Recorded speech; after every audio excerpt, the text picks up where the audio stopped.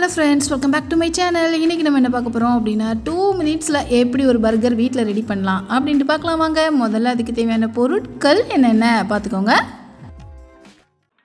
First ஒரு mixing Pavul எடுத்துக்கலாம். அதில் ஒரே ஒரு முட்டையை உடச்சி ஊற்றிக்கலாம். சப்போஸ் நீங்கள் நாட்டுக்கோழி முட்டை எடுத்திங்கன்னா 2 முட்டை கூட உடச்சி ஊற்றிக்கலாம். ஒரே ஒரு பெரிய வெங்காயத்தையும் பொடி பொடியாக கட் பண்ணி சேர்த்துக்கலாம். இல்லைன்னா 5-6 சின்ன வெங்காயத்தை கூட இந்த மாதிரி பொடி பொடியாக கட் பண்ணி சேர்த்துக்கலாம். அடுத்ததாக ஒரு மீடியம் சைஸ் தக்காளியிலையும் பாதி தக்காளியை தான் இந்த மாதிரி பொடி பொடியாக கட் பண்ணி சேர்த்துருக்கிறேன். அடுத்ததாக 1/2 டீஸ்பூன் அளவு மிளகாய் தூள், 1/4 டீஸ்பூன் அளவு மஞ்சள் தூள், 1 டீஸ்பூன் அளவு உப்பு, 1/2 டீஸ்பூன் அளவு மிளகுத்தூள், 1/2 டீஸ்பூன் அளவு ஜீரகம். முட்டையோட சேர்த்து எல்லாத்தையும் சேர்த்து நல்லா அடித்து இந்த பவுலை தனியாக வச்சிடலாம். அடுத்தது அடுப்பில் ஒரு கடாயை வச்சுக்கலாம். கடாயில் 1 டேபிள் ஸ்பூன் அளவுக்கு பட்டர் சேர்த்துக்கலாம். ஒரு பன் எடுத்துக்கலாம். அந்த பன்னை 2ஆக கட் பண்ணிவிட்டு அந்த பன்னை அந்த உருகின வெண்ணெய் மேலே நல்லா வச்சு டோஸ்ட் பண்ணி எடுத்துக்கலாம். மேலேயும் கீழேயும் வச்சு நல்லா அந்த பன்னை சூடு பண்ணி எடுத்துக்கலாம். ஃப்ரெண்ட்ஸ், இப்போ தான் இந்த வீடியோவில் தான் நீங்கள் புதுசாக நம்ம சேனலில் பார்க்குறீங்க அப்படின்னா நம்ம சேனலை சப்ஸ்கிரைப் பண்ணிக்கோங்க. பக்கத்தில் இருக்க பெல் ஐக்கானை கிளிக் பண்ணிக்கோங்க.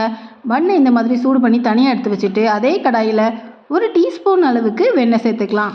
பட்டருக்கு பதிலாக ஆயில் கூட சேர்த்துக்கலாம். ஒரு முட்டையை வெங்காயம், தக்காளி, மிளகுத்தூள், மிளகாய்த்தூள், மஞ்சத்தூள்லாம் போட்டு அடித்து வச்சுருக்கிறோம்ல, அதை அந்த கடாயில் சேர்த்துடலாம். எப்போவும் நீங்கள் போடுவீங்கள்ல ஆம்லேட், அதைத்தான் நம்ம இப்போ போட்டுக்கிட்டு இருக்கிறோம். ஆம்லேட்டை முன்னாலையும் பின்னாலையும் நல்லா வேக வச்சு எடுத்ததுக்கப்புறமா இந்த மாதிரி பிஞ்சு போனாலும் பரவாயில்ல, நமக்கு ரவுண்டாக பன்னில் நடுமத்தில் வைக்கிறதுக்கு தான் தேவைப்படும். ஆல்ரெடி பட்டரில் டோஸ்ட் பண்ணி வச்சுருக்கிற பன்னோட கீழ்ப்பகுதியை அந்த ஆம்லேட் மேலே வச்சு ஆம்லேட்டை திருப்பி போட்டுடலாம். இந்த ஆம்லேட் ரவுண்டாக கரெக்ட் ஷேப்புக்கு அந்த பன்னுக்குள்ளே இருக்கிற மாதிரி நம்ம இப்போ செட் பண்ணணும். அவ்வளோதான். எக்ஸஸாக பிஞ்சு போச்சு பார்த்தீங்களா, அந்த ஆம்லேட்டெல்லாம் கூட இந்த ஆம்லேட் மேலேயே தூக்கி நடுமத்தில் வச்சு விட்டுடலாம். அவ்வளோதான். இப்போ நம்ம ஸ்டவ்வை ஆஃப் பண்ணிடலாம். பன்னுக்கு மேலே ஆம்லேட் ரவுண்டாக இருக்கிற மாதிரி செட் பண்ணதுக்கப்புறம் அடுத்த லேயராக முட்டைக்கோஸோட இதழ்களை எடுத்துக்கோங்க. அதில் தண்டு பகுதி கொஞ்சம் தடிமனாக இருந்ததுன்னா அதை கத்திரியால் கட் பண்ணிவிட்டு இந்த மாதிரி இதழ்களை மட்டும் வச்சுக்கோங்க. அடுத்ததாக ரவுண்டாக கட் பண்ணின வெங்காயத்தை வச்சுக்கலாம். அடுத்ததாக தக்காளியையும் இந்த மாதிரி ஸ்லைஸாக கட் பண்ணி அந்த தக்காளியையும் வெங்காயத்துக்கு மேலேயே வச்சிடலாம். கடைசியாக டோஸ்ட் பண்ணி வச்சுருக்கிற பன்னோட மேல் பகுதியையும் இப்படி வச்சு விட்டுறலாம். அவ்வளோதாங்க, 2 மினிட்ஸ் பர்கர் தயார்.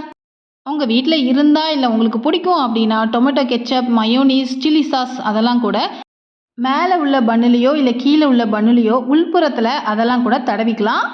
ஓகே ஃப்ரெண்ட்ஸ், இந்த 2 மினிட்ஸ் பர்கரை வீட்டில் செஞ்சு பாருங்கள். டேஸ்ட் எப்படி இருக்குன்னு கமெண்ட் செக்ஷனில் கமெண்ட் பண்ணுங்கள். இதே மாதிரி ஈஸியான டேஸ்டியான ரெசிபிஸ் வேணும் அப்படின்னா நம்ம சேனலை சப்ஸ்கிரைப் பண்ணிக்கோங்க. பக்கத்தில் இருக்க பெல் ஐக்கானையும் கிளிக் பண்ணிக்கோங்க. அப்படின்னா தான் இந்த மாதிரி ஈஸியான டேஸ்டியான ரெசிபிஸை நான் வீடியோஸாக போட்டதும் உங்களுக்கு நோட்டிஃபிகேஷனில் காட்டும். நீங்களும் இந்த வீடியோஸை உடனே பார்க்கலாம். இதே மாதிரி வேறொரு டேஸ்டியான ரெசிபியில் மீண்டும் சந்திக்கலாம். Thank you, bye bye.